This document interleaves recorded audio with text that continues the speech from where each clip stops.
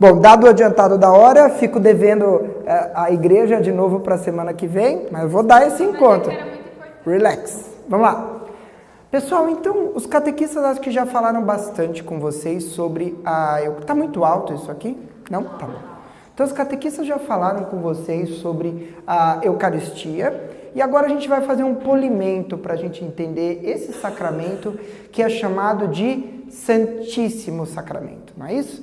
Então, ele não é só santo, ele é Santíssimo Sacramento.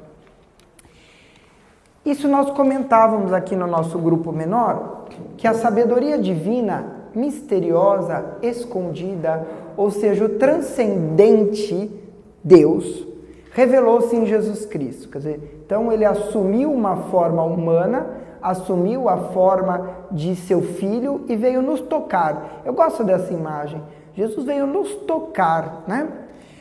A palavra mistério, que vem do grego mysterion, é uma palavra que remete a esse ser escondido, ou seja, remete a algo que eu não tenho ainda a percepção plena.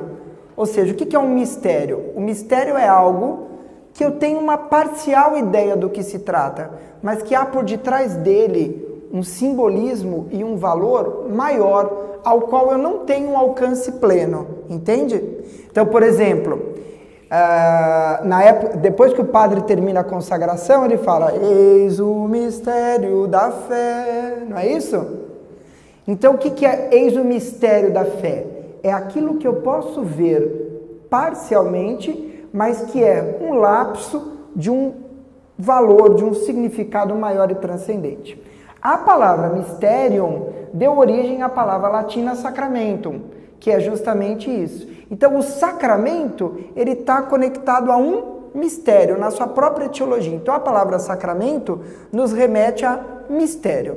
Então, o sacramento é, antes de tudo, um mistério. Muito bem. Então, vamos ler juntos? Eu adoro essa definição de Santo Agostinho.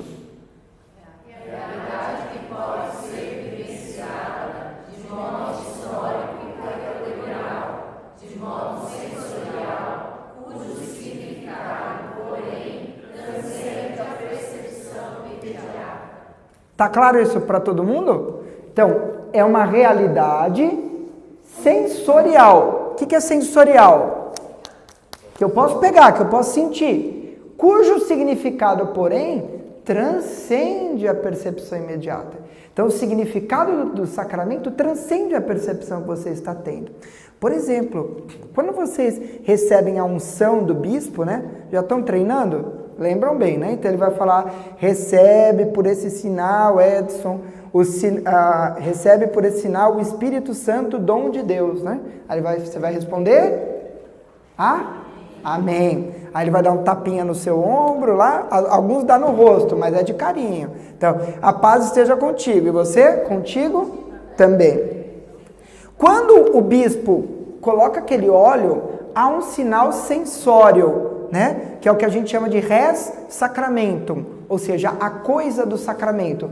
Há um toque em você e uma unção. Mas por detrás disso, há algo que você não consegue perceber.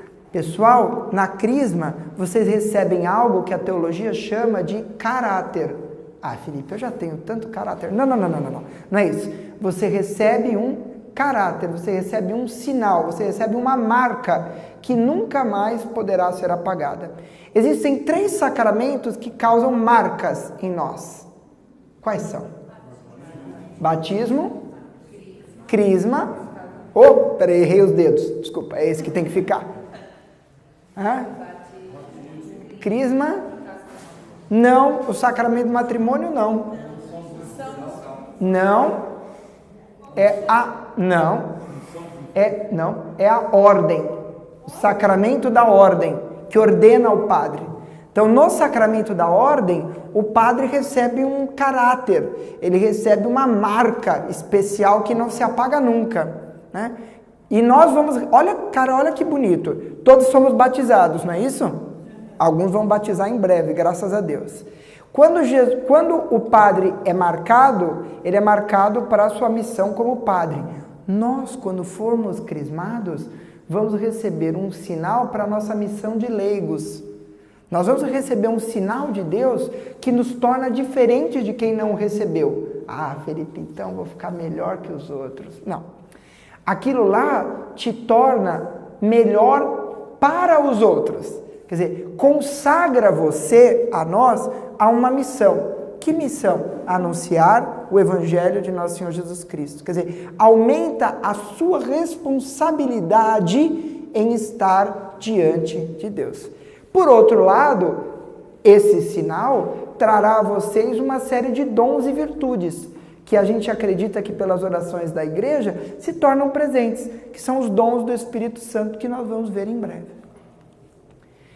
Muito bem. Então, o sacramento, ele é um sinal sensível de uma graça invisível e tem uma instituição divina. Quem institui? Felipe, quem inventou os sacramentos? Ninguém inventou os sacramentos. Quem instituiu os sacramentos foi Jesus. E a igreja continua os celebrando através da história, porque a igreja é o grande sacramento de Jesus Cristo. A igreja é o grande sacramento de Jesus Cristo, porque a igreja é um mistério de Cristo na terra. É a igreja que nos apresenta Jesus Cristo. Cara, se não fosse a igreja, ninguém ia conhecer Jesus Cristo hoje. Ou não? Já pararam para pensar isso? Se não fosse Pentecostes, a presença do Espírito Santo, a atividade dos discípulos, ninguém ia conhecer Jesus, cara. Então, hoje, o que a gente faz no sacramento da crisma de vocês? Um novo Pentecostes, para que daqui a 100 anos, daqui a 300 anos, daqui até o final dos dias, se fale de nosso Senhor Jesus Cristo. Né? E quem é que vai falar de Jesus? São vocês. Aqui na frente, alguns como padre, por que não? Alguns como sacerdotes, não sei, mas vocês vão passando isso. Então é isso que a gente quer dar é isso que Deus nos traz nos sacramentos. São sinais da sua graça que agem em nós para que nós possamos viver uma vida santa e propagar a mensagem do Evangelho. Os sacramentos, eles são imutáveis. São imutáveis. Aí pergunta, pode falar, quando você lê na Bíblia da casamento entre esposos. Sim.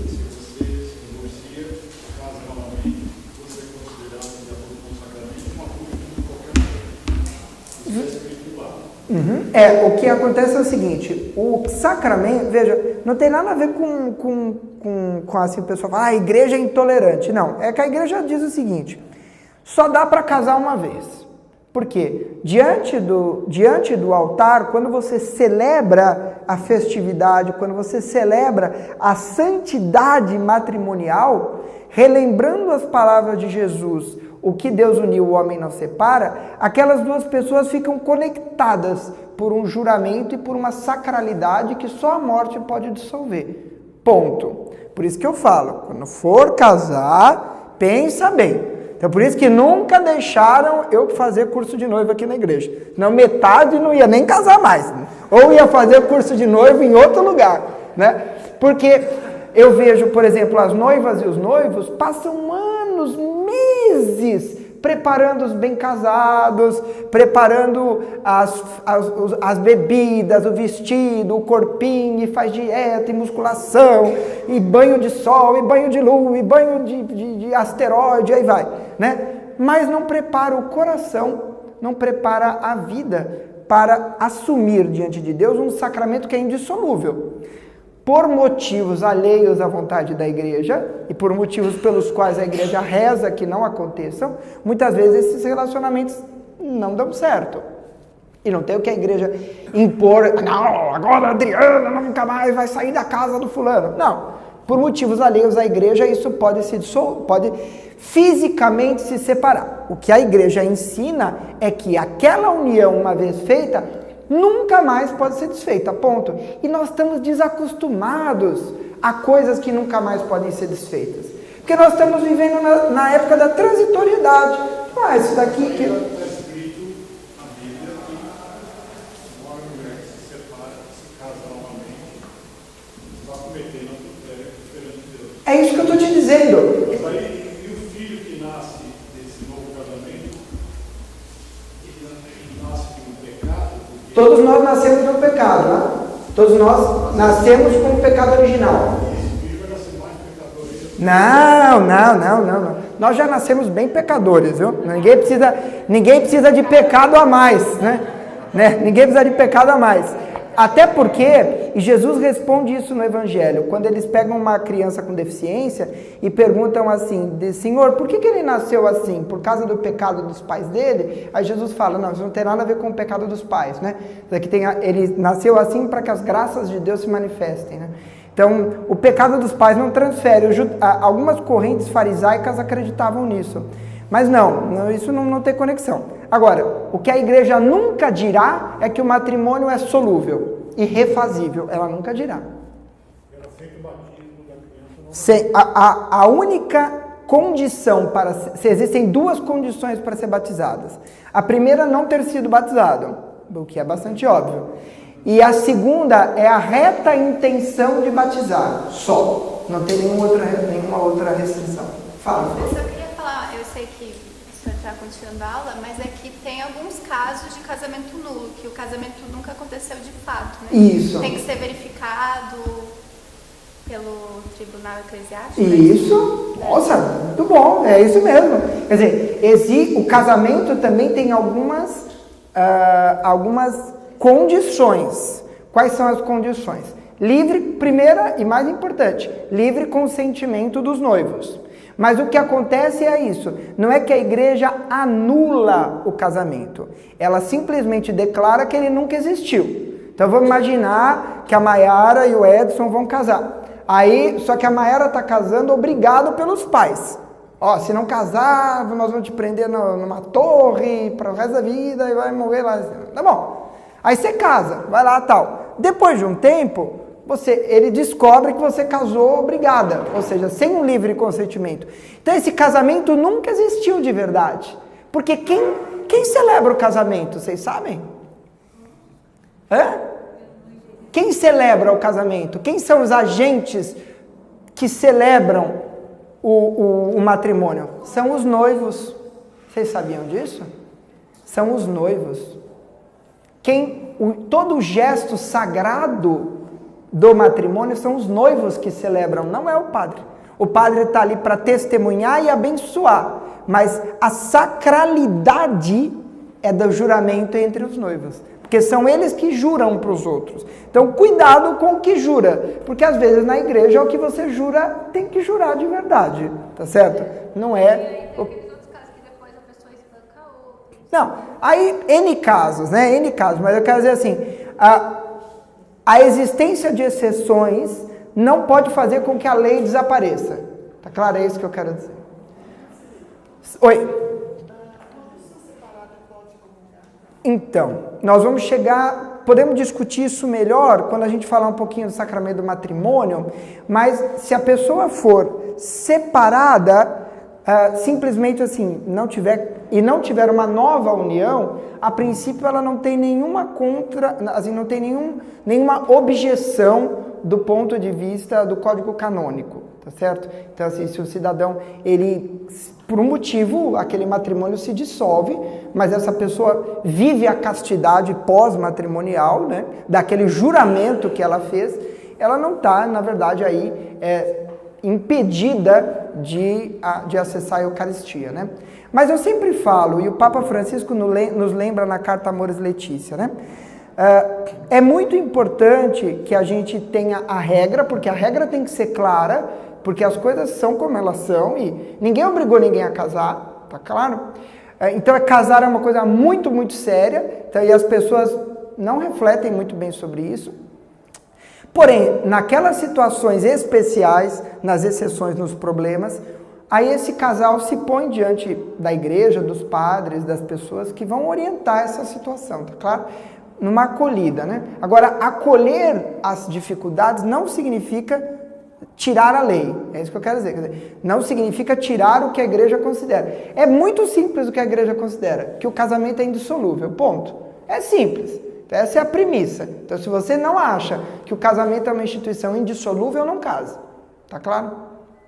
Classificação dos sacramentos. Os sacramentos, eles são classificados em 3 grupos, pessoal. Primeiro, os sacramentos de iniciação cristã. O que são de iniciação cristã? É de colocar a gente na dinâmica da família da igreja. Então, a iniciação cristã, ao entrarmos na igreja, nós recebemos a presença de Deus nos sacramentos. Vamos lá? Na crisma, né? Lembrar que o batismo e a crisma marcam a gente com um caráter também indissolúvel. Então, é um outro juramento. Quer dizer, quando você recebe o sacramento da crisma, você está abraçando a fé católica. Você está abraçando a fé em Nosso Senhor Jesus Cristo. Está assumindo um compromisso com Deus. Por isso, se você achar que esse compromisso é demais para você, faça isso mais para frente. Talvez não seja o melhor momento. Tá claro?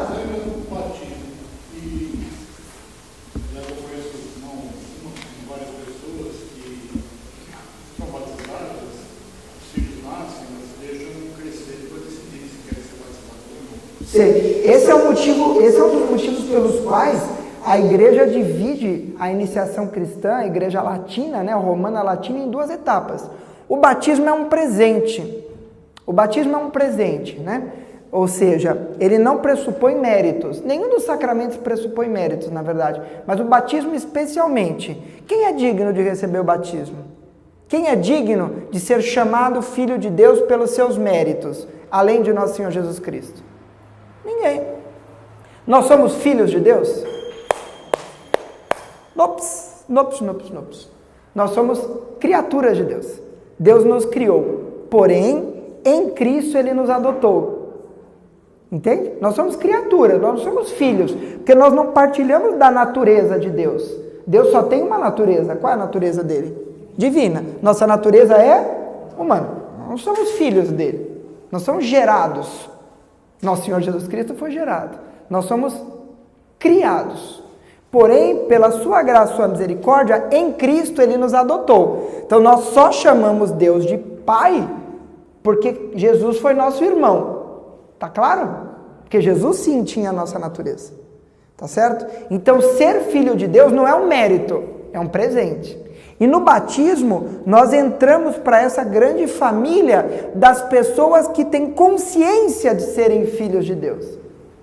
Isso é um presente, não tem nada a ver com mérito. Não importa se você batiza com 30 anos, com 50 anos, com 10 anos ou com 8 meses. Em nenhuma dessas situações você tem uma dignidade inata ao batismo. O batismo é uma graça, é um presente. Agora, vivenciar o batismo é uma obrigação de todo cristão. Então, no batismo, por isso que você tem 2 padrinhos lá. Não é para bater e dar presente. O padrinho serve para quê? Para guiar essa criança a vivenciar a fé cristã até o momento em que, por meio do sacramento da confirmação, ela fale diante do bispo que quem quer viver a fé cristã é ela mesma. Você entendeu? A gravidade do sacramento da crisma. No batismo, quem professa a fé é a igreja e seus padrinhos. Na crisma, é você mesmo, negão. Aí vai ter que prestar contas disso daí. Né? Eu comparo sempre o sacramento da crisma com a parábola dos talentos. Você lembra da parábola dos talentos? Né? Que um cara o dono das terras foi viajar, deixou uma moeda para um, 5 moedas para outro, 10 moedas para outro. O que ganhou uma só enterrou na terra, o que ganhou 5 trabalhou e ganhou mais 5, tinha 10, trabalhou 10, ganhou mais 10.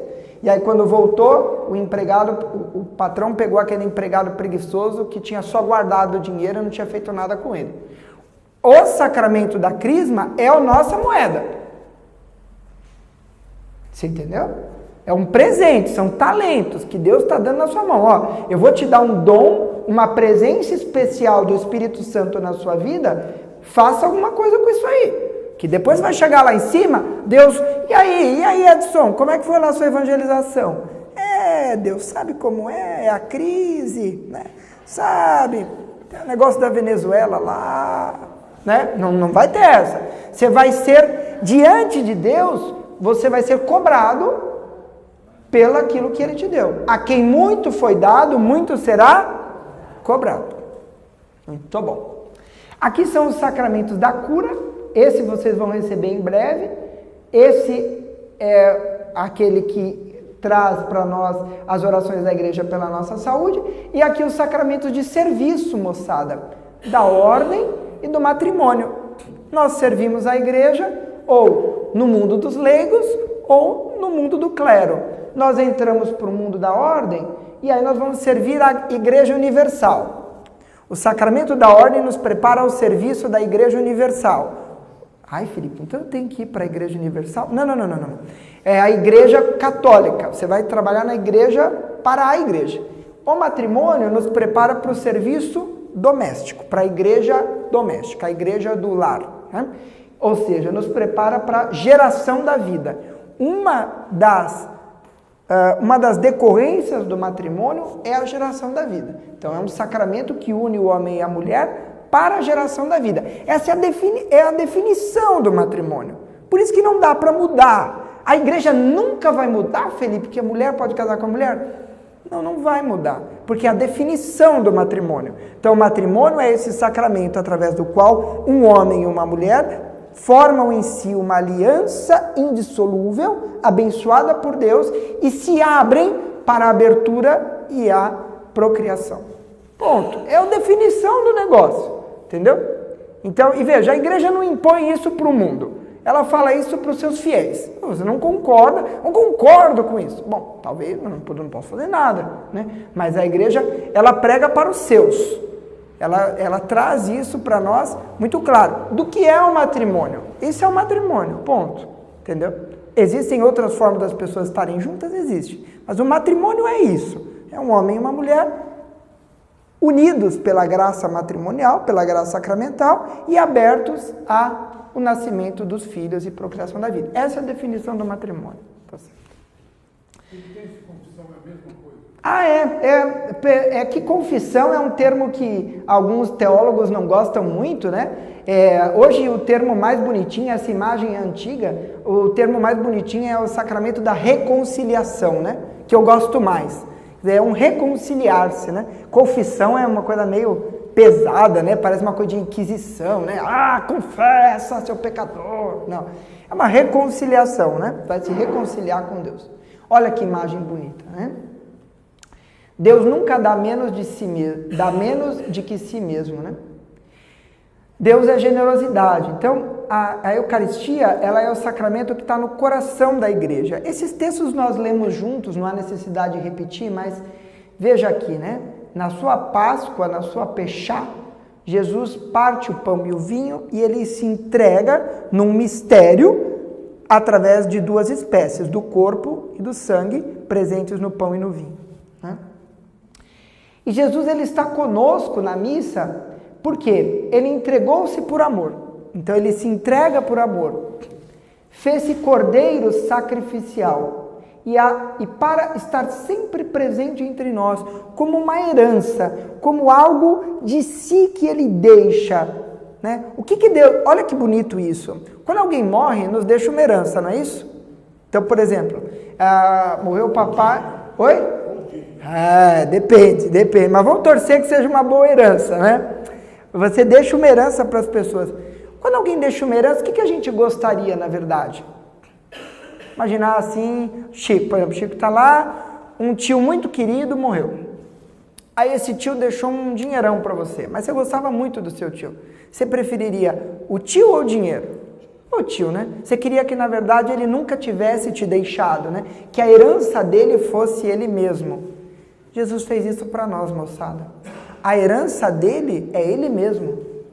Não é dinheiro, não é preciosidade, não é riqueza, não é prosperidade. O que ele nos deixa é ele mesmo. Então a grande herança dele é ele mesmo, que se continua na história dentro da igreja. Essa é a curiosidade dele. Cordeiro representa. Por que se fala tanto do cordeiro? Por causa da questão do sacrifício, né? Quando você ia celebrar a expiação dos pecados judaicos, você sacrificava um cordeiro, né? Sacrificava esse animal que é o cordeiro. Então, sacrificava um animal pela expiação dos pecados, né? Você não podia sacrificar as pessoas. Então você sacrificava um animal no lugar das pessoas. Jesus fez isso. Então a tradição judaica sacrificava um cordeiro no lugar das pessoas. Jesus sacrifica a si mesmo no lugar das pessoas. Por isso que a gente fala que ele é o Cordeiro de Deus, né? Vocês lembram do Abraão? Lembra do Abraão? Demora para ter um filho, aí esse filho é o Isaac, e aí Deus manda ele sacrificar o próprio Isaac, né? E a gente acha aquilo dramático, né? Abraão vai com o filho, aí o filho, pai, onde é que está o cordeiro, né? Aí o Abraão, né, deve ter partido o coração dele, aí ele chega, amarra o filho, e antes de sacrificar, Deus fala, ô Abraão, chega, para isso aí, tal, não é bem por aí, estava só vendo se você é dos meus brothers, se é mesmo, toca o barco. Né? Agora, veja que coisa fantástica, ou que coisa assustadora é Deus. Ele manda o filho, e ele de fato sacrifica o filho, tá certo? Numa grande aliança de reconciliação, né? Mas a sua herança, a herança de Jesus, que é ele mesmo, deixa uma grande festa, deixa uma grande celebração, né? Então, a Eucaristia, ela é para nós um grande presente. A Eucaristia é para nós a presença própria de Deus entre nós, né? Eu vou falar um palavrão chamado transubstanciação. O que é a transubstanciação? Nós acreditamos que no momento da consagração, quando o padre eleva lá a sua mão e ele faz lá a transubstanciação, celebra aquele momento, ocorre uma transformação, uma mudança na essência. Então aquilo que era um pão passa a ter a sua essência modificada. Então, na espécie do pão se substancia o corpo de Cristo. E na espécie do vinho se substancia o sangue de Cristo. É por isso que aquilo passa a ter uma santidade tão tamanha, tão tremenda, que existem instrumentos próprios para você celebrar aquilo. Aquilo é guardado num lugar cheio de louvor, cheio de proteções, né? E aquilo é celebrado. Uma vez, um colega crítico de algumas coisas do mundo falou assim, vocês se ajoelham para um pãozinho. Eu falei, oh, Jesus Cristo, começa de novo, que não dá, a humanidade já era. Não, começa de novo. Ninguém se ajoelha para o pãozinho, né? Então, por exemplo, se a gente for aqui na Eucaristia pegar o pãozinho lá, ninguém vai ficar se benzendo para um pãozinho, óbvio, né? Ninguém chega na padaria lá, não. Mas, por que nós nos reverenciamos diante da Eucaristia? Porque nós acreditamos, baseado no que lemos, baseados na fé da igreja, que a partir do momento da celebração, aquilo não é mais um pãozinho. E o mosto de uva fermentado não é mais vinho. Aquilo ali, na verdade, é a presença viva de Nosso Senhor Jesus Cristo. Quem inventou isso? Ele mesmo. Não gostou, liga para ele. Tá certo? Dá uma ligadinha para ele, fala, Deus, não gostei muito desse negócio, você inventou. Paciência. Tá claro? Então, a presença viva de Deus, de Jesus, é a sua herança. A herança dele, o testamento, né? E ele fala, né? Esse é o cálice da nova e eterna aliança, né? Então, no seu corpo e no seu vinho, no seu corpo e no seu sangue, né? No vinho consagrado, transubstanciado, nós experimentamos essa proximidade visceral com Jesus, né? Que a gente possa vivenciar sempre a Eucaristia, né? Ao menos uma vez por ano, né? Pelo menos por ocasião da Páscoa, mas que possa ser toda semana, todo domingo e para aqueles que podem todo dia, por que não? Tá certo? Semana que vem nós vamos falar um pouquinho da Santa Missa. Então nós vamos falar um pouquinho de como celebramos a Eucaristia. Então hoje nós falamos da Eucaristia, fizemos uma introdução geral aos sacramentos. Semana que vem nós vamos falar como celebrar a Eucaristia. Então vai ser a semana que nós vamos falar do rito da missa. Então, todas as etapas, entender por que ajoelha, por que não ajoelha, por que fica de pé, por que faz sinal da cruz ou não. Tá bom? Então vamos fazer a nossa oração final. Vamos lá.